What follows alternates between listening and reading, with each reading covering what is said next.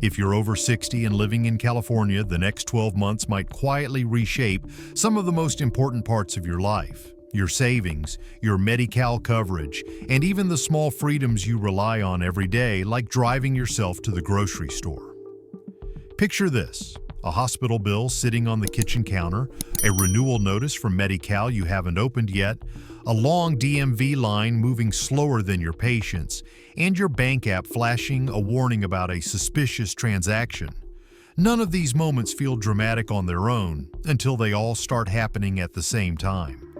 And that is exactly why this video matters.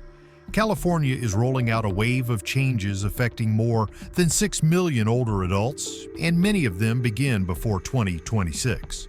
Today, I'll walk you through 10 of the biggest changes in plain English so you can protect your benefits, your money, and your independence.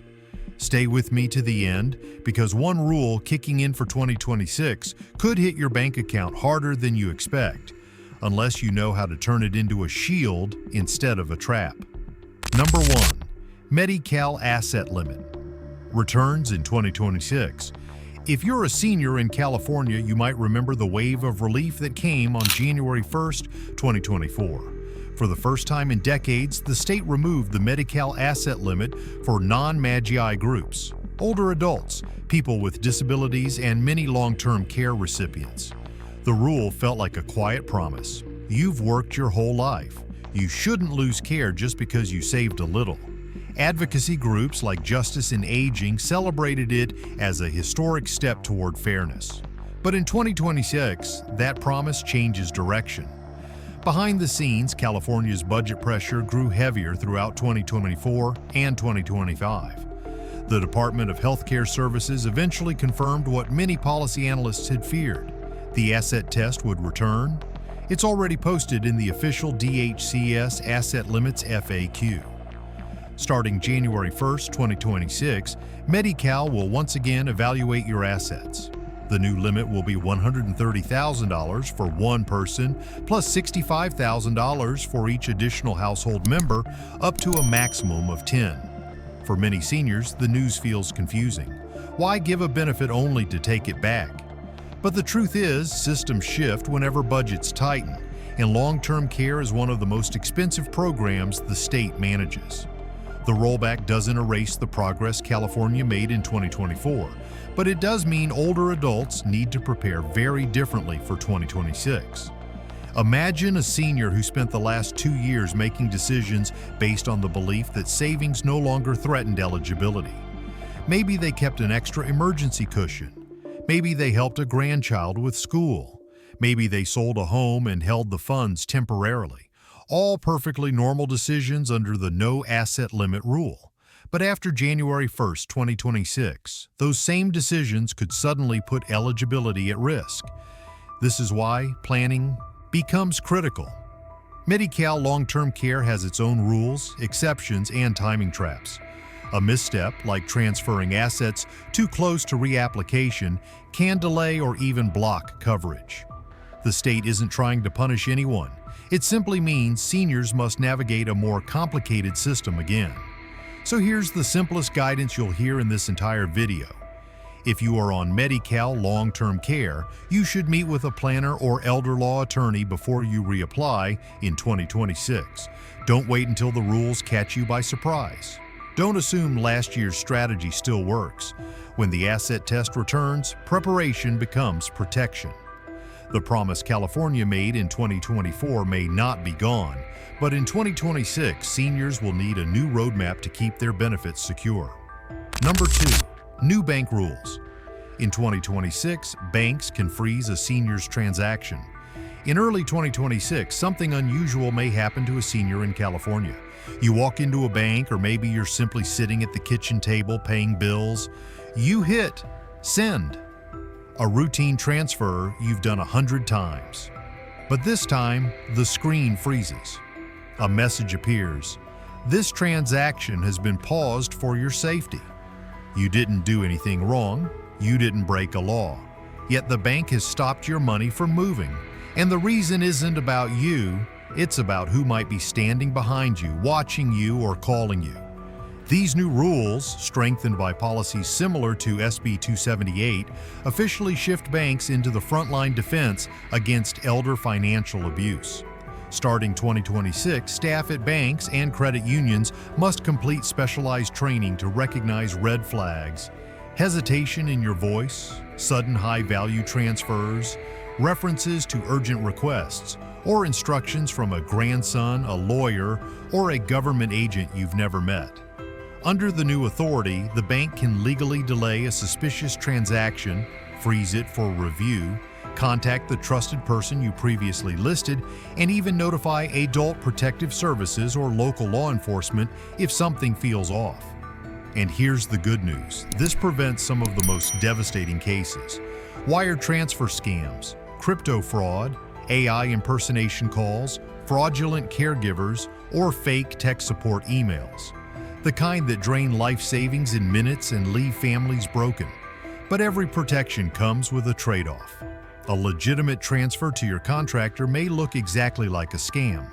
A real payment to your niece might be flagged. A completely normal withdrawal could be delayed for hours, even a full day, simply because it resembles patterns scammers often use. This means seniors and families need to prepare before 2926 arrives. Set up a trusted contact at your bank as soon as the option becomes available. Someone who can verify your identity quickly. Talk with your family about what to do if the bank calls and says, "We're holding your transaction for your safety." Decide who answers, who confirms, and how to respond without panic. Imagine receiving an email that looks like it's from your bank. The logo is perfect, the wording familiar, the tone urgent. The question flashes on the screen: is this real or a scam? You have 3 seconds to choose. In 2026, that single choice could determine whether you keep your savings or lose everything. Number 3. Elder fraud and the strike team, the hidden unit protecting seniors. Most seniors will never see their faces, never hear their names, and never know exactly where they work. But behind the official buildings and quiet hallways of the California Department of Justice, there is a specialized strike team whose entire mission is to hunt down abuse and fraud, targeting older adults.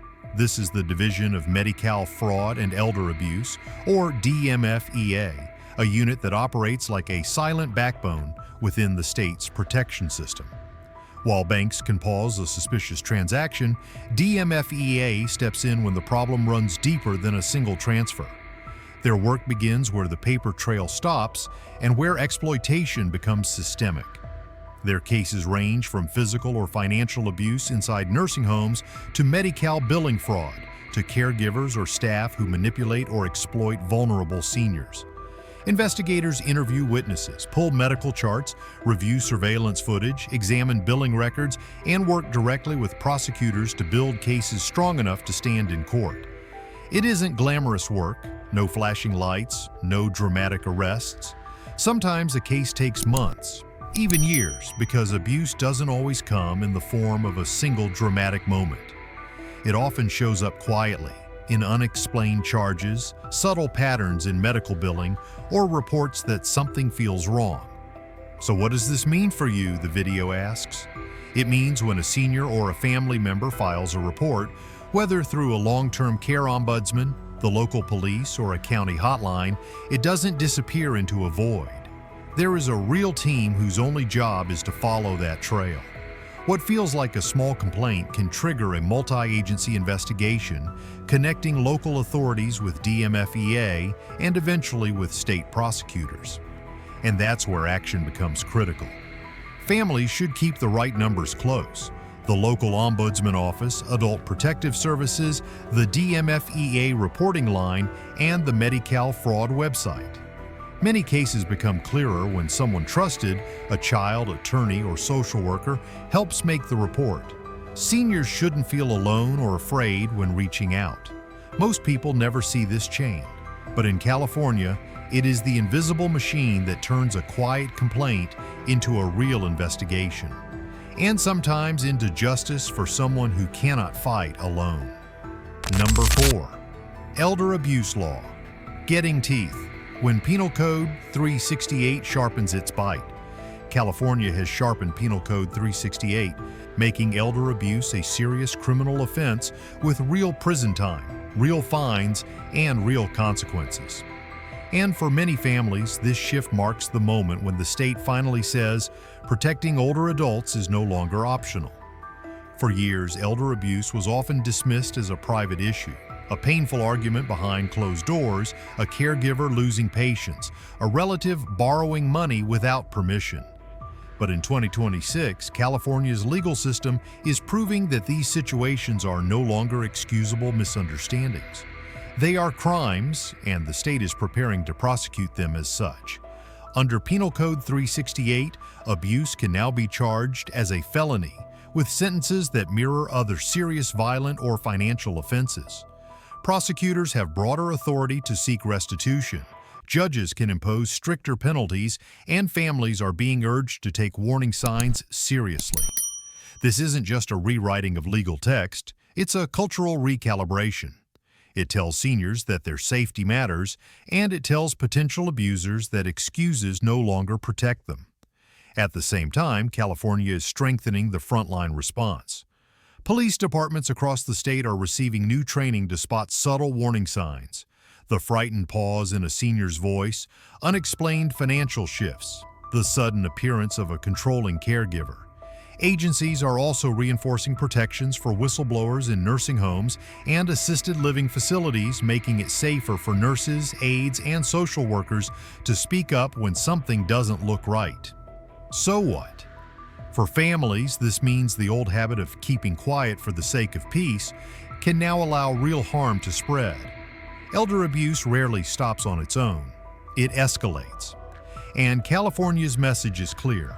If something feels wrong, it probably is.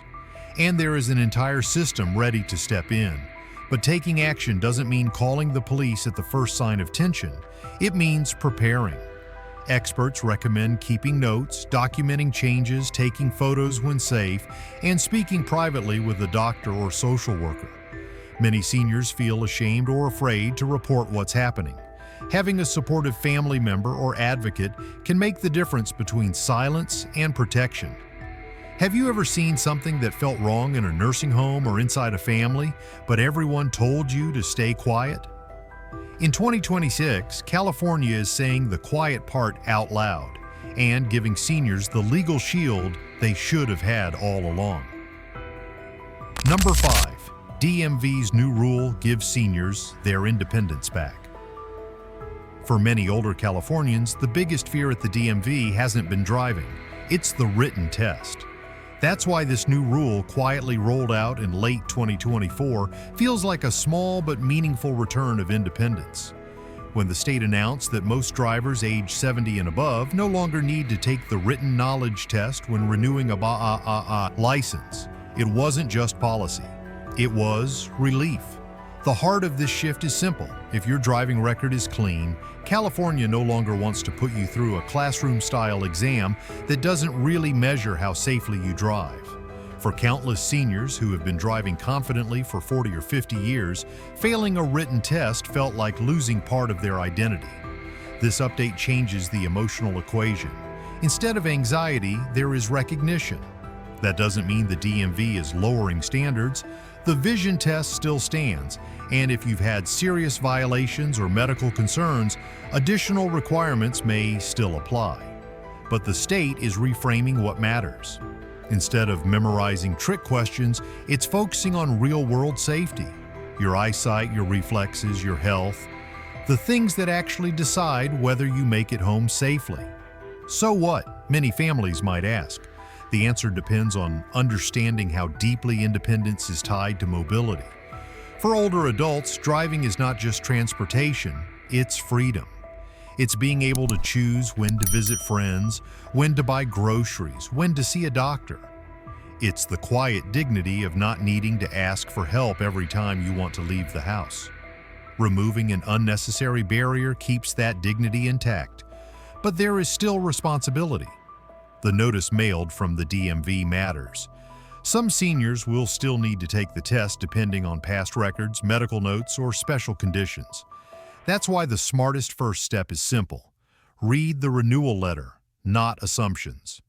And if you're one of the people who still needs the written exam, practicing online can turn a stressful moment into something manageable.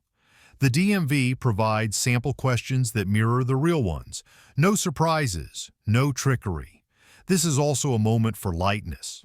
For years, the DMV has been the punchline of every slow-line, long-wait joke in America. The truth is, even a tiny reform can feel like a victory. So imagine a gentle meme here, a grumpy DMV clerk softening for the first time in decades, or a senior walking out of the office whispering, "I didn't have to take the test. I can't believe it." And then the story turns back to the viewer. Have you checked your DMV notice yet? Sometimes the best news is hiding in plain sight. Number 6, online renewal finally opens the door for seniors. For the first time, many Californians over 70 can complete most of their driver's license renewal without spending hours inside a DMV office. This single shift, quiet but powerful, has become one of the most meaningful quality of life upgrades for older adults heading into 2026. It starts with a simple, almost unbelievable reality. You can now launch your renewal process right from the sofa. Instead of gathering paperwork, arranging transportation, and mentally preparing for the infamous DMV line, seniors can begin with an online application. The system lets them confirm eligibility, update information, and even complete e-learning modules before ever stepping foot in a branch. For anyone with mobility issues, breathing problems, or chronic conditions, this isn't just convenience. It feels like dignity returned. Picture a quiet morning. A grandmother opens her tablet while her grandson sits beside her, showing her how to navigate the official DMV website. She taps gently through the checklist: address verification, renewal type, identification confirmation. No rush, no pressure, no confusing hallway announcements. And most importantly, no cold plastic chair in a crowded lobby where the wait feels endless. The new setup also allows seniors to book appointments strategically. They can see which branch has the shortest wait, what time slots fit their medical or caregiving routines, and whether an in-person vision check is required. By the time they actually arrive, most of the work is already done. The visit is shorter, calmer, more predictable. Of course, the system isn't perfect. Some seniors will still need support, not just with technology, but with avoiding the digital dangers that prey on this age group. Fake DMV websites, deceptive renewal pages, and phishing emails appear more convincing every year. That's why this new online access comes with a second message. Always go directly to the official DMV website, never through ads, pop-ups, or links sent by strangers. Families have a role too. Helping an older parent or grandparent navigate the renewal process can be a bonding moment, but it shouldn't mean handing over passwords or storing login details on someone else's device. The safest support is guided, not overly shared. Imagine a split-screen moment. On one side, a senior stuck in a line that snakes around the building, shifting from foot to foot under the sun. On the other, another senior sitting comfortably at home, reviewing renewal steps with a grandchild and finishing everything in minutes. Same age group, same requirement, two very different experiences. This law isn't just about modernization. It's about acknowledging that independence, safety, and respect matter at every age. And sometimes, all it takes is moving a few steps from the DMV counter to the home sofa. Number 7. California's 5-year aging roadmap. California isn't just passing isolated laws, it's quietly executing a 5-year blueprint that will shape how older adults live, move, and age across the state. This plan, called the State Plan on Aging 2025-2029, functions like a master map, guiding every agency, every county, and every funding request tied to seniors' lives. Imagine it as the skeleton behind all the changes we've talked about. Medi-Cal rules shifting, transportation options expanding, housing programs evolving, online access improving. None of these moves are random. They all trace back to one statewide roadmap that California must submit to secure federal aging funds. And because counties want that funding, they follow this plan closely, sometimes more closely than they follow actual legislation. At the heart of this roadmap is a simple but powerful idea. Older adults should be able to age where they live, rather than being forced into institutions. Age in place is the cornerstone. That means more in-home support, more community services, and more programs that keep seniors connected instead of isolated. It ties directly into digital access initiatives. Everything from online DMV tools to telehealth expansion isn't just convenience, it's strategy. Another pillar is mental health, a topic long overlooked in aging policy. The roadmap pushes local agencies to open counseling programs, caregiver support groups, memory care resources, and crisis lines that actually answer. For many families, this may become the first time their county offers structured help instead of vague pamphlets. Transportation also sits high on the priority list, not shiny new train lines, real everyday solutions like shuttle services, senior paratransit, and safer walkways. The state recognizes that independence disappears the moment mobility does, and the next 5 years aim to rebuild that freedom. And then there's the workforce problem. California knows it doesn't have enough caregivers, home health aides, or caseworkers for the population that's aging faster than the system can keep up. The roadmap demands counties launch training pipelines and retention programs so seniors aren't left waiting weeks for basic services. So why should a viewer care? Because this plan means that the small changes they see at the local level, new community classes, housing waitlist adjustments, expanded telehealth hours, aren't temporary. They're part of a coordinated shift coming over the next 5 years, and every county will roll out slightly different programs depending on funding, staffing, and local needs. The best action anyone can take is simple: find their local area agency on aging. That office is the gateway to benefits, workshops, home support services, transportation programs, and digital access tools created under this roadmap. And with a state as large as California, each county's programs will look different. Picture a map of California lighting up county by county as new programs launch. That's the future of aging in this state, and seniors deserve to know exactly where their county stands. Number 8. Senior housing and services. A new lifeline. California's new approach to senior housing is simple. Instead of giving older adults a roof and hoping everything else works out, the state is beginning to bundle housing with services that keep people stable, healthy, and out of homelessness. And for low-income seniors, this shift can be life-changing. You've probably heard how impossible California housing feels. For many older adults living on fixed income, especially those paying market rent or depending on SSI, it becomes a quiet, daily panic. What happens when I can't afford this anymore? That question isn't dramatic, it's real.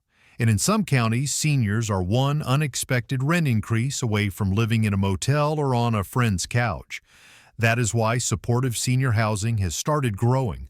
These aren't luxury apartments. They're affordable buildings designed specifically for people over 55 or 62, and the key difference is what comes packaged with the unit. Many of these developments include on-site case managers who help with benefits, paperwork, and long-term planning. Some have nurses who visit weekly, mental health counselors, transportation shuttles, meal programs, fall prevention classes, or even bilingual staff for multicultural neighborhoods. The result is a kind of living with a safety net that still protects independence instead of replacing it. These programs matter because they offer a realistic escape route for seniors who feel trapped. A fixed income doesn't stretch far in California, and yet tucked inside cities and counties across the state are wait lists, some long, some surprisingly short, for affordable senior housing with services built in. But most people don't know these programs exist. They assume the only choices are staying where they can't afford to be, or losing everything. The truth is that seniors who enter supportive housing often stabilize faster than expected. Case managers report that many residents see improvements within months. Fewer emergency room trips, better medication routines, more social connection, deeper confidence in their daily life. These aren't miracles. They are the predictable results of stable shelter plus human support. If you want to take action, start small. Contact your local city housing department or a nonprofit like an affordable housing developer, senior center, or community agency. Ask them specifically about supportive housing, senior affordable housing waitlists, or service-enriched housing. The language matters. It opens the right doors. Imagine a woman named Maria, 74, living week to week in a cheap motel, surviving on coffee and crackers because she didn't have a kitchen. After entering a supportive senior housing project, she received transportation to doctor appointments, help with medications, daily community meals, and a safe studio to call her own. She gained weight. She smiled again. Her life didn't just improve, it restarted. That is the promise of California's new Housing Plus Services model, a path back to stability for the seniors who need it most. Number 9. Respite Care Registry. California is exploring an idea that could transform caregiving, a statewide respite care registry. A verified, culturally aware, easy-to-search network of trained respite providers who can step in when families desperately need a break. And for millions of unpaid caregivers looking after aging parents or spouses, this isn't policy talk. It's survival. If you're an unpaid caregiver in California, you already know the truth. Caregiving is a full-time job stacked on top of your real life. It's meals, medications, appointments, bathroom help, emotional support, and constant vigilance. All done with love, but often at the cost of your health, sleep, income, or sanity. And unlike paid professionals, you don't get days off. Not even one. That's where respite care comes in. At its simplest, respite care means temporary short-term relief for caregivers, someone stepping in for a few hours, a day, or even a weekend so you can rest, reset, or simply breathe. But right now, access depends entirely on your county, your health plan, and your luck. Many caregivers don't know where to look, others don't trust strangers. Some don't qualify, and some are too burned out to even begin the search. The proposed statewide registry tries to fix that by building a centralized map of trained respite providers, people vetted through background checks, trained in elder care, and often multilingual or culturally competent. Instead of random searches or guesswork, caregivers could filter, compare, and choose someone who fits the family. If Sacramento turns this idea into a real system, it would be the first time California creates a unified respite network for all seniors and their families. Why does this matter? Because caregiver burnout isn't an emotional buzzword, it's a measurable health risk. Families who go too long without breaks report higher rates of depression, financial strain, physical exhaustion, and medical emergencies of their own. And when caregivers collapse, the people they care for often end up in the hospital, nursing homes, or ER rooms at far higher rates. A single weekend of proper respite every few weeks can prevent all of that. So what can viewers do now? First, follow the progress of this proposal through advocacy groups, senior coalitions, and area agencies on aging. Lawmakers tend to pay attention when families speak up. Second, while the statewide registry is still in development, caregivers can already seek respite through local nonprofits, caregiver resource centers, or aging agencies, options that many don't realize they qualify for. If you could get just one guilt-free weekend off each month, no caregiving, no panic, no responsibilities, what would you do first? Sleep, take a walk, visit a friend, or simply sit in silence? That single question captures the heart of this proposal. Respite care isn't luxury, it's what keeps caregivers and the loved ones they support standing. Number 10, updating the Older Californians Act. California is finally updating its core aging law, the Older Californians Act, to reflect a world where seniors live longer, come from more diverse backgrounds, and face challenges nobody imagined when the law was first written decades ago. Instead of patching small problems, the state is trying to rebuild the legal foundation for what aging should look like in 2030 and beyond. The truth is simple. The law that once guided senior programs was built for a California that no longer exists. Back then, rent wasn't crushing, technology wasn't essential, and the senior population was far more uniform. Today, California's older adults come from hundreds of cultural backgrounds, speak dozens of languages, rely heavily on smartphones, and often work or care for others well past 65. The state knows it cannot prepare for the gray wave of 2030 with rules written for the 1980s. That is why the new updates, often referred to under the mellow Grand Lune modernization, matter. First, they unify terminology by shifting fully to older adults, a recognition that aging is broad, nuanced, and not limited to rigid age brackets. Second, they explicitly prioritize equity, multilingual access, cultural relevance, and targeted support for LGBTQ+ elders, immigrant seniors, and communities historically underserved. For the first time, the law itself acknowledges that one-size-fits-all programs simply do not work in this state.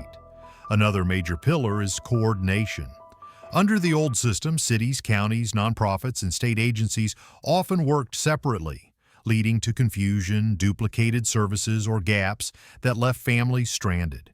The updated Act demands stronger collaboration, clearer responsibilities, and better data sharing, so programs actually reach people instead of getting stuck in paperwork.